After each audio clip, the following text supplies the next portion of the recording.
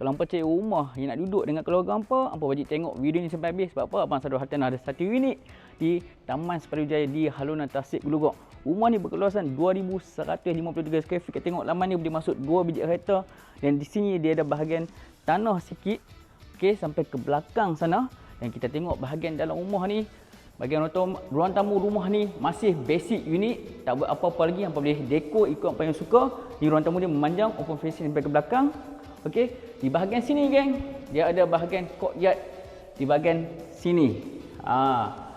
Dan di bahagian ni ada master bedroom. Master bedroom dia ada satu toilet master bedroom di sebelah sini. Dan di sebelah sini geng ada bilik yang kedua. Okey, di sebelah kanan aku ni pula ada bahagian kitchen, boleh buat kitchen cabinet type shape kat sini. Dan di sebelah kiri, sebelah sini pula bilik yang ketiga geng. Dan di sebelah luar ni kita boleh buat bahagian laundry area. Dah ada plug air semua dah ready dah. Dan di bahagian satu lagi toilet di bahagian luar ni. Okey. Okey geng. Rumah ni berkeluasan 2153 square feet, 3 bilik, 2 toilet, basic unit lagi. Nak jual harga 450k nego. Unit freehold di Taman Sepadan Jaya ni. Siapa yang minat boleh contact Abang Sadul Hartanah.